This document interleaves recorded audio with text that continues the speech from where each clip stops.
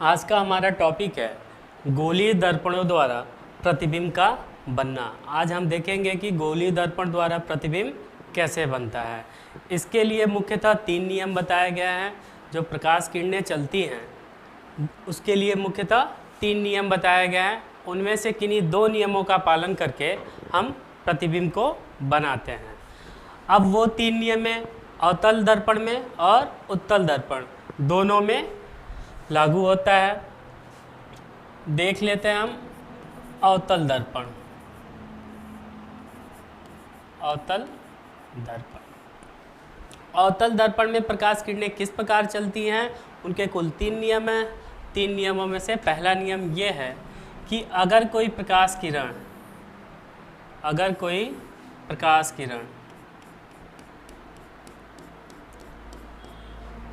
मुख्य अक्ष के समांतर चलती है। पहले हम अवतल दर्पण बनाएंगे। अवतल दर्पण में ये हमारा फोकस ध्रुव हो जाएगा, ये फोकस हो जाएगा और ये हमारा वक्रता केंद्र।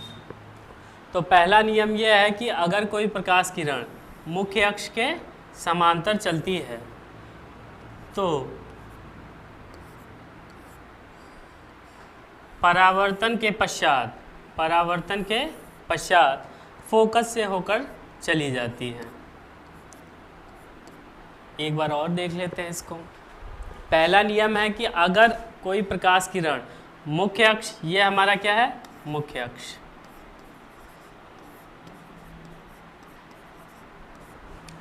अगर कोई प्रकाश किरण मुख्य अक्ष के समांतर चलती है तो परावर्तन के पश्चात फोकस से होकर चली जाती है। दूसरा नियम देख लेते हैं। पहले हम बनाएंगे अवतल दर्पण।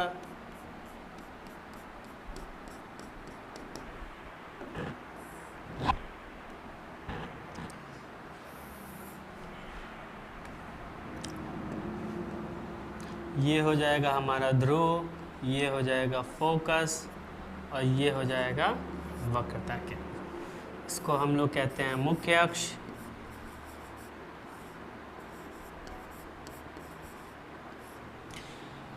दूसरा नियम ये कहता है कि अगर कोई प्रकाश किरण फोकस से होकर जाती है, देख लेते हैं। जैसे कि मान लीजिए टूल्स का भी यूज़ कर लें हम लोग। जैसे कि मान लीजिए ये प्रकाश किरण है और ये कहाँ से जा रही है, फोकस से होकर जा रही है। तो परावर्तन के पश्चात ये मुख्य अक्ष के समांतर चली जाएगी।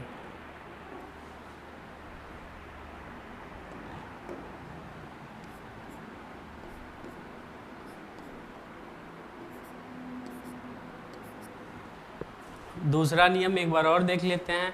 हमने कहा कि अगर कोई प्रकाश किरण, या इसको ऐसे भी कह सकते हैं, अगर कोई आपतित किरण, ये आपतित किरण है, जा रही है, परावर्तन के पश्चात हम देख पा रहे हैं कि ये है हमारा मुख्य अक्ष के समांतर चली जाती है। और तीसरा नियम है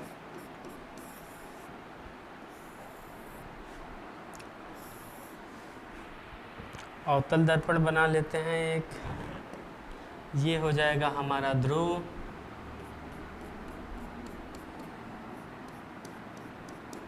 ये हो जाएगा फोकस, ये हो जाएगा वक्रता केंद्र। तीसरा नियम ये कहता है कि अगर कोई प्रकाश किरण वक्रता केंद्र से होकर जाती है, कहाँ से, वक्रता केंद्र, अगर कोई प्रकाश किरण वक्रता केंद्र से होकर जाती है तो वो किरण वापस उसी दिशा में लौट जाती है।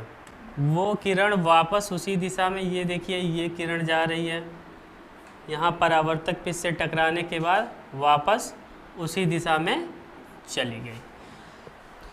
तो प्रकाश किरण चलने के कुल 3 नियम होते हैं। पहला नियम, मुख्य अक्ष के समांतर चलने वाली प्रकाश किरण परावर्तन के पश्चात फोकस से होकर चली जाएगी।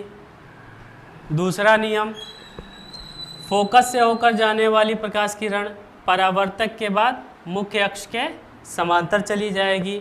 और तीसरा नियम, मुख्य सेंटर ऑफ कर्वेचर, यानी कि वक्रता केंद्र से होकर जाने वाली प्रकाश किरण वापस उसी दिशा में चली जाएगी। इन्हीं 3 नियमों का पालन करके हम प्रतिबिंब को बनाते हैं और आइए देखते हैं कि अवतल दर्पण में प्रतिबिंब की कुल कितनी स्थितियां होती हैं और प्रतिबिंब कैसे बनता है।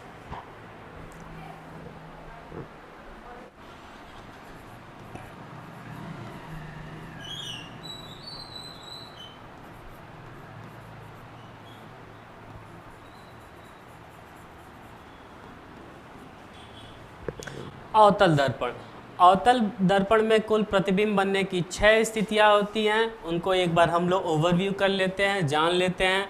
पहला, जब वस्तु को हम अनंत पे रखें। दूसरा, जब वस्तु को हम अनंत और वक्रता केंद्र के बीच रखें। ये है वस्तु, ये है स्थिति। तीसरा, जब हम वस्तु को C पर रखें। चौथा, जब हम वस्तु को C तथा F के बीच में रखें। पांचवा, जब हम वस्तु को F यानी कि फोकस पे रखें। और छठवां और अंतिम स्थिति ये होती है जब वस्तु को हम फोकस तथा ध्रुव के बीच में रखें। तो ये कुल 6 स्थितियाँ होती हैं। इनके द्वारा प्रतिबिंब कैसे बनता है, इनको आइए हम देखते हैं एक एक करके।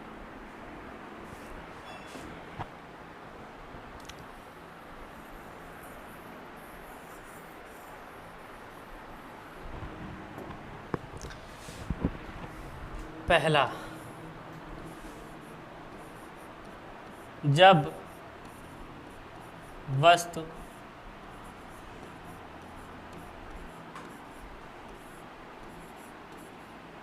अनंत पर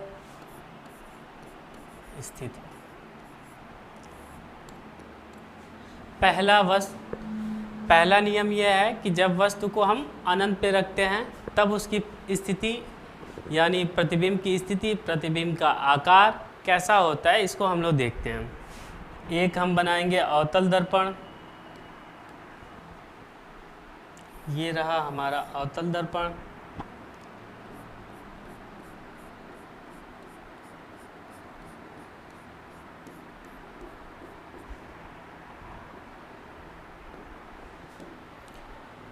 ये हो जाएगा हमारा ध्रुव।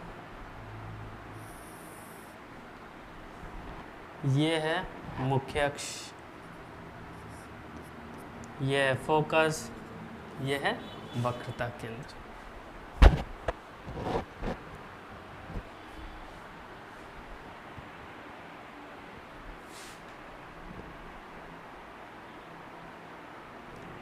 आइए टूल्स का यूज करते हैं। टूल्स का यूज करके बेहतर बनाया जा सकता है, तो टूल्स का यूज करते हैं, इसको रहने देते हैं।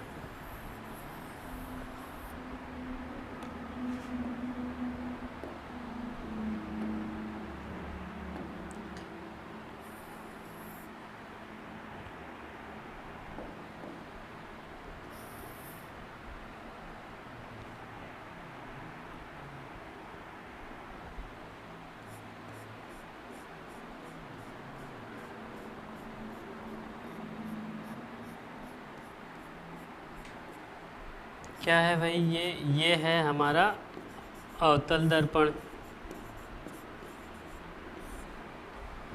ये है हमारा मुख्य अक्ष और ये है हमारा फोकस। ये है वक्रता केंद्र और ये है ध्रुव। ध्रुव को किससे डिनोट करते हैं? P से। मुख्य फोकस को किससे डिनोट करते हैं? F से। वक्रता केंद्र को किससे डिनोट करते हैं? C से। ठीक है, ये है वस्तु की स्थिति जो कि अनंत पे रखी गई है।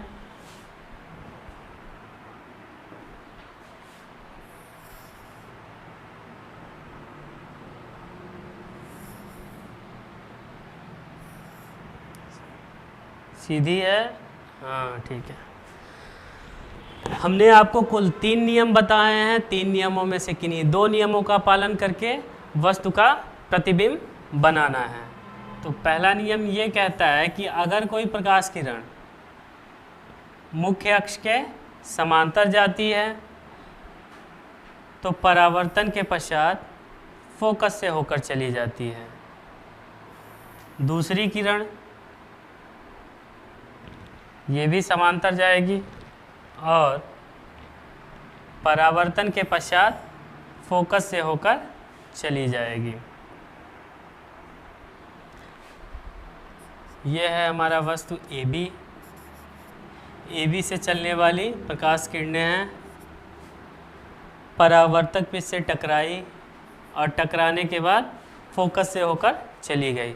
ये है दूसरी प्रकाश किरण जो कि मुख्य अक्ष के समांतर जा रही है और परावर्तक पिच से टकराने के बाद फोकस से होकर चली गई।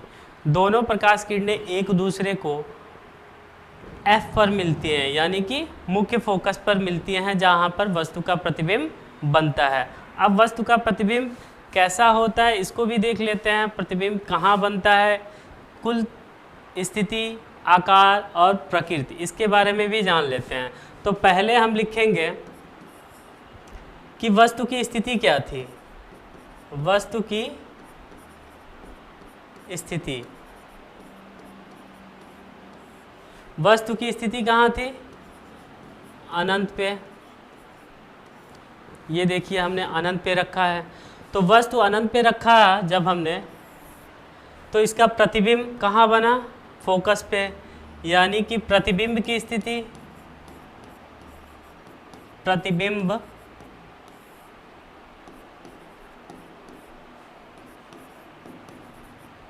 प्रतिबिंब की स्थिति कहाँ बना, F पर। इसको हम लोग ऐसे भी कर सकते हैं कि लिख सकते हैं, शॉर्ट में लिख सकते हैं F पर, ठीक है।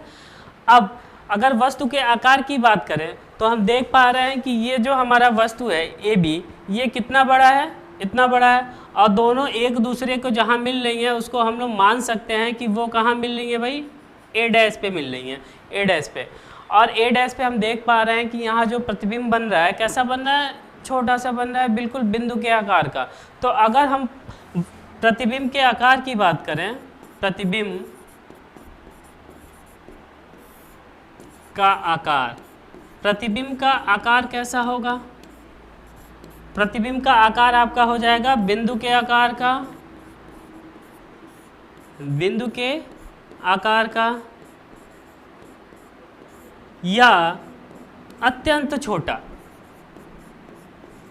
अत्यंत छोटा। दोनों बातें बोल सकते हैं हम, इसमें कोई दिक्कत नहीं है, बिंदु के आकार का या अत्यंत छोटा। ये तो हुआ प्रतिबिंब का आकार, ये हुई प्रतिबिंब की स्थिति। अब जो प्रतिबिंब है उसका नेचर कैसा होगा, उसकी प्रकृति कैसी होगी। एक बात आपको ध्यान देना है कि ये है हमारा मुख्य अक्ष, और मुख्य अक्ष के नीचे, इसके नीचे जो भी प्रतिबिंब बनेगा हमेशा कैसा बनेगा, उल्टा बनेगा। और ये है दर्पण, दर्पण के सामने जो भी प्रतिबिंब बनेगा वो कैसा बनेगा, वास्तविक बनेगा। तो इसकी प्रकृति अगर हम लिखना चाहें तो इसकी प्रकृति कैसी होगी, वास्तविक होगी, तथा उल्टा। उल्टा क्यों होगा, मैंने आपको बताया कि अगर मुख्य अक्ष के नीचे प्रतिबिंब बन रहा है तो वो हमेशा कैसा होगा, उल्टा। अगर दर्पण के सामने बन रहा है तो वो प्रतिबिंब कैसा होगा, वास्तविक। एक बार और इसे रिकॉल करते हैं, हम लोग रिवाइज कर लेते हैं, देख लेते हैं। जब वस्तु को अनंत पे रखा जाए तो अनंत पे रखी जाने वाली वस्तु से जो प्रकाश किरणें चलती हैं, चूंकि सीधी चलती हैं, जब प्रकाश किरणें सीधी चलेंगी तो वो हमेशा क्या होगी, मुख्य अक्ष के, ये है मुख्य अक्ष, मुख्य अक्ष के समांतर जाएगी। तो मुख्य अक्ष के समांतर चलने वाली प्रकाश किरण परावर्तक पृष्ठ, परावर्तक पृष्ठ किसे कहते हैं, परावर्तक पृष्ठ, जहां से प्रकाश किरणें टकराकर अपनी दूसरी दिशा में चली जाती हैं, ठीक है। और ये वाला जो भाग होता है इसको हम हमेशा कहते हैं कि इसको कलई किया जाता है, कलई वाला भाग, कलई वाला भाग, ठीक है। तो मुख्य अक्ष के समांतर चलने वाली प्रकाश किरण परावर्तक पृष्ठ से टकराने के पश्चात कहाँ जाएगी, फोकस से होकर चली जाएगी। हमने आपको कुल 3 नियम बताए थे ना, उन 3 नियमों में से पहला नियम क्या था कि अगर कोई प्रकाश किरण मुख्य अक्ष के समांतर जाती है तो परावर्तक पृष्ठ से टकराने के बाद फोकस से चली जाती है। तो यहाँ पे हम देख पा रहे हैं कि परावर्तक पृष्ठ से टकराने के बाद फोकस से होकर चली गई, तथा दूसरी प्रकाश किरण ये भी परावर्तक पृष्ठ से टकराने के बाद फोकस से चली गई। दोनों प्रकाश किरणें एक दूसरे को बिंदु A' पे मिली जहां पे वस्तु का प्रतिबिंब बनेगा। अब प्रतिबिंब का आकार कैसा होगा, प्रतिबिंब की प्रकृति कैसी होगी और प्रतिबिंब की स्थिति क्या होगी, इसको भी हम रिवाइज कर लेते हैं। तो प्रतिबिंब की स्थिति का मतलब ये हुआ कि प्रतिबिंब कहाँ बनेगा। हम सीधा सीधा देख पा रहे हैं कि प्रतिबिंब कहाँ बन रहा है भाई, F पे बन रहा है, मुख्य फोकस पे बन रहा है। और प्रतिबिंब का आकार कैसा होगा, चूंकि यहाँ हम देख पा रहे हैं कि सिर्फ बिंदु के आकार का है, तो इसका आकार कैसा होगा, बिंदु के आकार का या अत्यंत छोटा। और तीसरी बात होती है कि जो हमारा इमेज बनेगा, जो हमारा प्रतिबिंब बनेगा, उसकी प्रकृति कैसी होगी, उसकी प्रकृति हमेशा कैसी होगी, वास्तविक तथा उल्टा। वास्तविक क्यों होगा, क्योंकि ये दर्पण के सामने बन रहा है। उल्टा क्यों होगा, क्योंकि मुख्य अक्ष के नीचे बन रहा है। आई होप, मुझे लगता है कि आपको अच्छे से समझ में आ गया होगा। आइए चलते हैं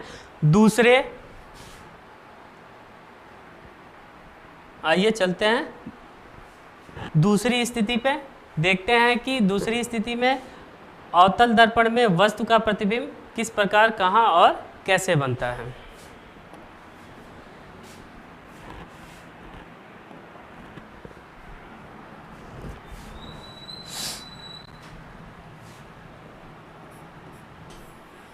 दूसरी स्थिति क्या है, मैंने स्टार्टिंग में ही आपको बताया था। अगर आपने ना देखा हो तो एक बार रिवाइव करके देख लीजिए कि प्रतिबिंब दूसरी स्थिति में क्या होता है। प्रतिबिंब को हम कहाँ रखते हैं, अनंत और C के बीच में। ठीक है, तो इसी बात को लिख लेते हैं। वस्तु को कहाँ रखना है भाई, अनंत तथा C के बीच में।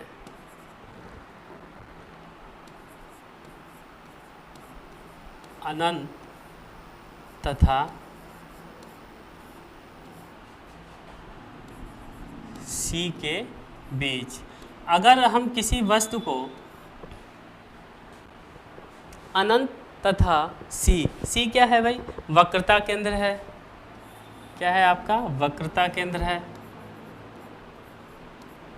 बार बार मैं बोलूँगा ताकि आपको याद हो जाए। अनंत क्या है, सॉरी, C क्या है आपका, वक्रता केंद्र। तो अगर हम वस्तु को अनंत तथा C के बीच में रखें, तब वस्तु का प्रतिबिंब कैसे और कहाँ और किस प्रकार बनेगा, उसका प्रकृति कैसी होगी, उसका आकार कैसा होगा, उसकी स्थिति क्या होगी, उसके बारे में हम लोग देख लेते हैं। तो सबसे पहले हम बनाएंगे एक अवतल दर्पण। अब हम करेंगे टूल्स का यूज। एक अवतल दर्पण,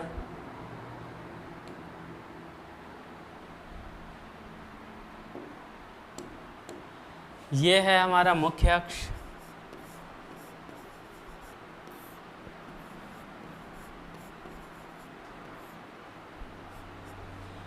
ये है हमारा ध्रुव।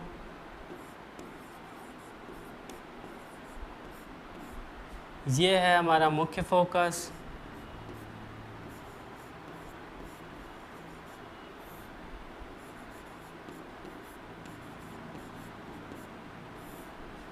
ये है हमारा वक्रता केंद्र C। ठीक है, अब हमने, ये रहा आपका अनंत। अब वस्तु को कहाँ रखना है जी, वस्तु को रखना है अनंत और C के बीच में। आइए वस्तु को रखते हैं। ये है आपका वस्तु AB, जो कि रखा हुआ है AB, जो कि C तथा अनंत के बीच में रखा हुआ है। यही तो करना है हमें, अनंत तथा C। ये है अनंत और ये है C। अनंत तथा C के बीच में जो वस्तु रखी जाती है, उसका प्रतिबिंब कहाँ बनता है, देखते हैं। पहला, मुख्य अक्ष के समांतर चलने वाली प्रकाश किरण। मुख्य अक्ष के समांतर चलने वाली प्रकाश किरण परावर्तक पृष्ठ से टकराने के पश्चात फोकस से होकर चली जाएगी। परावर्तक पृष्ठ से टकराने के बाद फोकस से होकर चली जाएगी। इसको भी लिख लीजिए आप, अवतल दर्पण। तथा दूसरी प्रकाश किरण, 3 नियम बताए थे, याद करिए। पहला क्या है, जो मुख्य अक्ष के समांतर जाएगी, परावर्तक पृष्ठ से टकराने के बाद फोकस से होकर चली जाएगी। और दूसरा क्या बताया था मैंने, जो प्रकाश किरण फोकस से होकर जाती है वो परावर्तक पृष्ठ से टकराने के पश्चात मुख्य अक्ष के समांतर चली जाती है। आइए देखते हैं, ये है दूसरी किरण। वेट 1 मिनट, ये है हमारी दूसरी किरण जो कि कहाँ से जा रही है भाई, फोकस से होकर जा रही है। और ये परावर्तक पृष्ठ से टकराने के बाद कहाँ से चली जाएगी, मुख्य अक्ष के समांतर जा रही है। हाँ,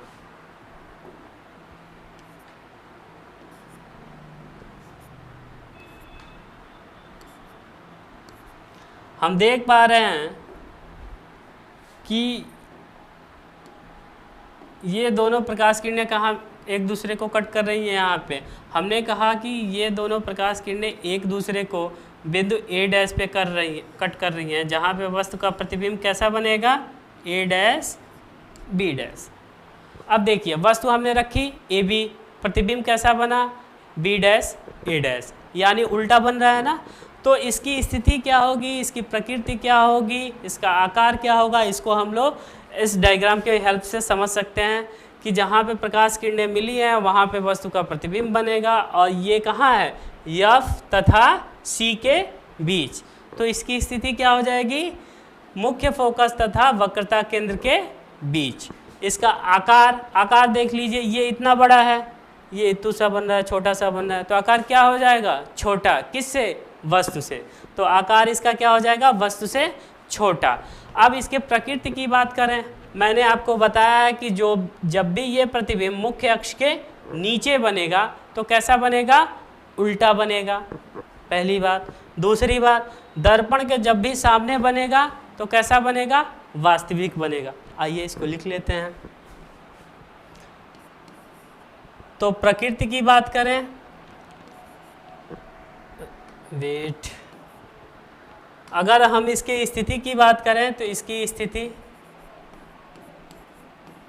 कहाँ होगी, देख पा रहे हैं हम, यह है स्थिति, यह है फोकस, यह है सेंटर ऑफ कर्वेचर यानी कि वक्रता केंद्र, इन दोनों के बीच में बना है। तो स्थिति क्या हो जाएगी इसकी, C तथा F के बीच। C क्या है, वक्रता केंद्र, F क्या है, मुख्य फोकस। ठीक है। दूसरी बात क्या है कि स्थिति तो हमने जान ली, अब आकार भी जान लेते हैं। तो आकार इसका कैसा होगा, आकार, इसका आकार कैसा होगा, यह है वस्तु का आकार और यह है प्रतिबिंब का आकार। हम देख पा रहे हैं कि वस्तु इतना बड़ा है और प्रतिबिंब छोटा है, तो आकार कैसा होगा, वस्तु से छोटा। जो हमने वस्तु ली है उससे क्या होगा, छोटा, वस्तु से छोटा।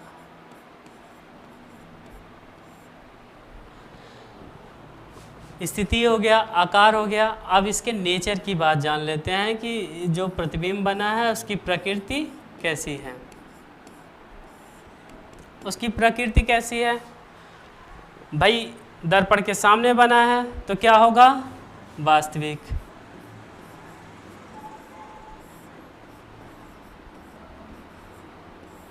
ठीक, मुख्य अक्ष के नीचे बना है तो क्या होगा, उल्टा। एक बार इसे हम रिवाइज कर लेते हैं, उसके बाद मुझे नहीं लगता आपको दोबारा देखने की ज़रूरत पड़ेगी। पहला है आपका कि वस्तु को हम अनंत तथा C के बीच में रखें। वस्तु है ये हमारी AB, इसको हमने रखा अनंत और C के मध्य, उनके बीच रखा। हम देख पा रहे हैं कि वस्तु से जो सीधी आपतित प्रकाश किरण या चलने वाली प्रकाश किरण या आपतित प्रकाश किरण, दोनों बात एक ही है, उसमें कोई दिक्कत नहीं है। वस्तु से चलने वाली आपतित प्रकाश किरण। कौन सी किरण? मुख्य अक्ष के समांतर, मुख्य अक्ष के समांतर चलने वाली प्रकाश किरण परावर्तक पिच से टकराने के पश्चात कहाँ जा रही है? फोकस से होकर चली जाती है।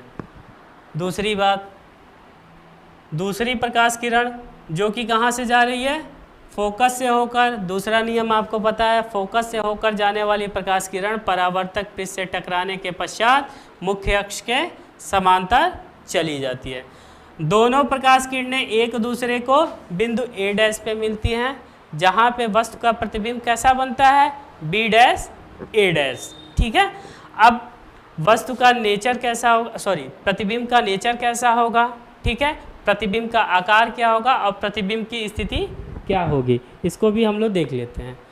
स्थिति C तथा F के बीच देख पा रहे हैं हम, ये है F मुख्य फोकस, ये है C, इन दोनों के बीच में बना है, तो स्थिति क्या हो जाएगी? C तथा F के बीच। दूसरा है आकार, वस्तु से छोटा। हम देख पा रहे हैं कि ये वस्तु का आकार है और ये है प्रतिबिंब का आकार, तो आकार क्या हो जाएगा? वस्तु से छोटा। और तीसरा क्या है? प्रकृति, तो इसका नेचर कैसा होगा? चूँकि दर्पण के सामने बना है तो वास्तविक होगा और मुख्य अक्ष के नीचे बना है तो उल्टा होगा।